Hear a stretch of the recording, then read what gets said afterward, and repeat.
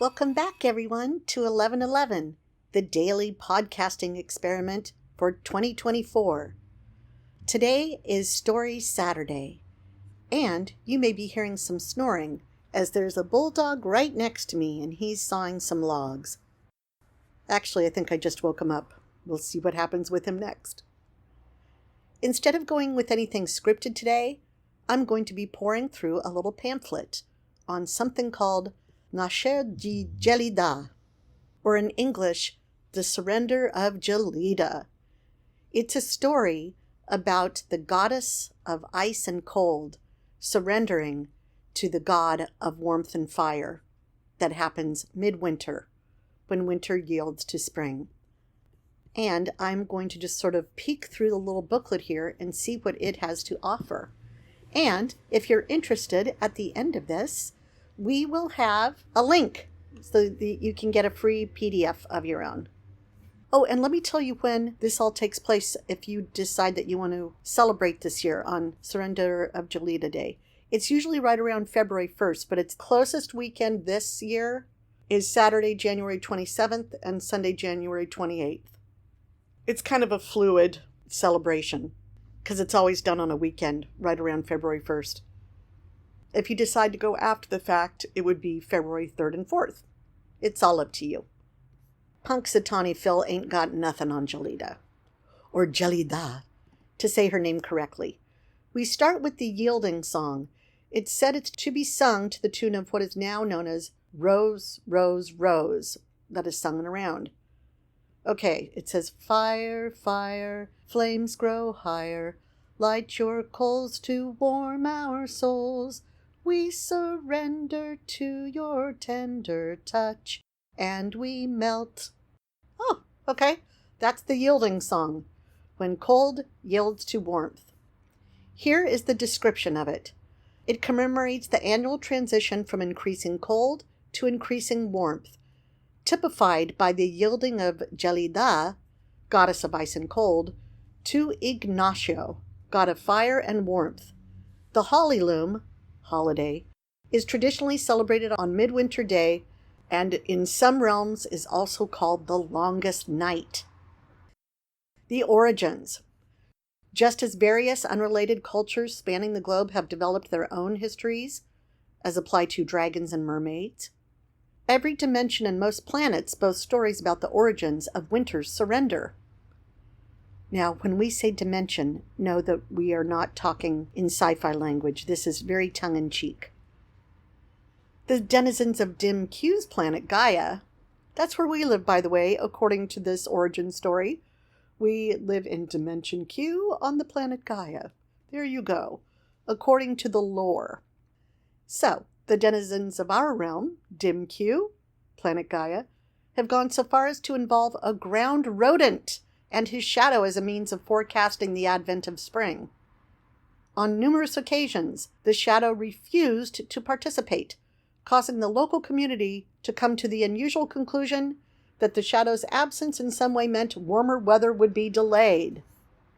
So the Surrender of Gelida booklet has everything from the customary salutations to a standard celebratory timeline. It's got a reminiscence by a reader, examples of wishes and gifts, traditional observances, adornments, aliments, which I think means food. Adornments, I think means decorations. Canticulitas? Canticulitas. I think that means canticles, like songs. Sport? Sport, I understand. Variants and miscellany. And koos, which means recipes. Okay, traditional observances. While dormancy durations traditionally went from November 1st to February 1st in days gone by, the rigors of modern life have resulted in the timeline now being cut to December 21st through February 1st. So that's like cut in half. It begins with the traditional 6-hour celebrations kickoff with the Dormitrek. It's a sleepwalk. Well, this looks fun. This is something we could actually do. Folks dressed in pajamas, slippers, dressing gowns, and stocking hats shuffle along the parade route like zombies, imitating the action of just awakening from hibernation. Travel routes are always mapped out so that trekkers travel north toward where the aurora borealis would be, if they were in a place where northern light shone. The lights are regarded as the harbingers of Ignacio, the god of warmth, of his arrival. Once these spectators have taken their places on either side of the avenue, the Vestis Pomp grand pageant begins. The pageant consists of individuals, groups, and assorted pets dressed in colorful themed costumes or in character as Ignacio, Gelida, and Warsali. Okay, let's look up Warsali. I think I saw something about him here.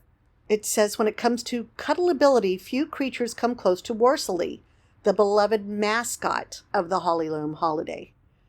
The teddy-style plush is based on the tail of the glacier blue bear with white underbelly and muzzle, along with fiery orange paw leather and ears. I'm going to try to post a picture in it if I can. I'm going to take a screenshot and I'll try to post a photo of it in the version of the podcast that you can see visually on YouTube. Oh, it says every child in the Borean lands receives a Warsali on his or her first welcome day, which is their birthday. If a family is unable to afford a bear, the village pitches in to make or purchase one for the newborn. It says that whereas those familiar with the Christmas character Santa Claus are accustomed to sitting on Santa's lap, the opposite takes place with Warsali. He sits on you. This is a symbolic gesture meant to melt and warm you. Apparently you're lying down because it says while you are prone and he's perched with his bum on your back, he will ask you for your 3 Warsali wishes. 3 things you look forward to in spring. For your wishes to come true, 1 wish must be for you, 1 wish for your family or community, and 1 wish for the world. I love that.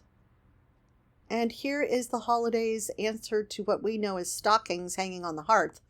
Each child, it says, and everyone is a child when it comes to holiday gifts, has their own custom nightcap to hang on their bedpost, presumably to be filled with delights.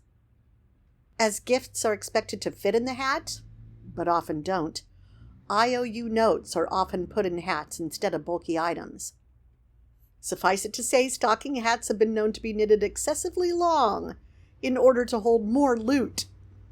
If you don't have bedposts or even a hearth, you can tie your hat to the chair that you usually sit in. Then it lists some of the more traditional gifts, but I want to get back to those observances. It says when the last of the pompers, the people who are passing by in the pageant, has passed by, the person at the beginning of the parade route, referred to as the Grand Marshal in recent years, lights the tapers of a candelabra and turns to the person beside him to offer to light that person's candle. This activity is called the Igti Donop, meaning shared little fire. Each person is expected to bring his own candle. The person at the far end of the row lights his candle, then crosses the avenue to light the candle of the person opposite him. As the lighting takes place, the Grand Marshal leads those with lit candles to a grove where the majority of festivities will be hosted. In the absence of a grove, especially in urban areas, an event hall may be utilized instead. Depending on the location and whether a fire is lit, s'mores and kebabs are roasted while guests wait for those with candles to trickle in. From there, they engage in the Gelida Jesfab. It's a reenactment of Gelida's surrender to Ignacio. Family-oriented gatherings usually portray Gelida as a princess encased in snow, and Ignacio as the sun that comes to warm and thaw her. Modern fairy tales tell similar stories, with sleeping princesses being kissed awake by charming princes. Those fairy tales and fables are believed by fabulists to be based on Gelida and Ignacio. Adult versions of the story range from Ignacio bestowing a kiss on Gelida's hand, causing the snowball she carries to melt, to displays of lusty, unabashed behavior. After that, revelers settle in to do jigsaw puzzles. There are limericks performed. And when revelers start to lose steam, because it's now 3 a.m, they engage in kuka peshbrak and pren elev bread dough kneading. The rolling and pounding of the dough energizes drowsy revelers, apparently. And the kuka peshbrak is a very, very rich cocoa, prepared over a fire. It includes heavy cream, cinnamon sticks, and a pinch of ancho or chipotle chili powder to give it its flavor. Because it's so rich, it is best served in very small mugs. When people now are really tired during the time of what's called the heavy eyes, a number of unrelated activities are common as a means of staying awake. There's robust folk dancing that includes deep lunges, squats and kicks, leaps and jumps, snow sculpting, and ice crown making or pine cone painting. The most elaborate cones are painted with snow scenes that span the scales. The painted pine cones are then hung with jute from the leafless branches of nearby trees. Once the clock strikes 5 a.m., celebrants know they're in for the final stretch, just 1 hour to go until the feast finale. This last push is called Skal tam fridi tam skal deja. Wow, that's Naturim for hot and cold and hot again. This includes dancing to warm you up, taking a quick dip in icy waters, and then jumping into a hot tub. Finally, at 6 a.m. is the Dormkit Spoiling, a potluck breakfast meant to be consumed while wearing sleepwear. And there is a ton of yummy food. Everything from red pepper bisque to pigs in a blanket, dragon eggs, cold poached or smoked salmon, hodgepodge, which is a decorative array of baked beans, breakfast potatoes, tomatoes, and mushrooms served side by side in a shallow bowl. Sweets include soft twisted sweetbread topped with coarse sugar and cheddar cheese shreds. Oh my gosh, I'm getting hungry. Baked Arctica, which basically looks like baked Alaska. Lava cake, snowballs, which are shredded coconut dessert bites. Bear claws with almond paste filling and almond slice claws in deference to Worsley, the mascot. And as for drinks, the rich spiced drinking chocolate I mentioned, Kauka Peshbrak, ice block tea, which is brisk black tea made from a block of melted ice served with honey, and Ursa, a beverage made from steeped, not boiled, dried fruits, generally pears, apples, cherries, dates, and prunes, served hot or cold, with or without honey. There are songs. There's sports such as fish flinging and something called the Frozen Rump Run. And of course, there are variations depending on what area you're from. There are even a couple of recipes in the booklet. Well, however you choose to celebrate the surrender of winter to spring, we hope you enjoyed the booklet and that you get to start making some of these traditions your own. And when you do, please post it, tag us, let us know, write to us, celebrate with us. I wish you warm hearts and warm hearths. Chedi, stay salam, everyone. Tuta.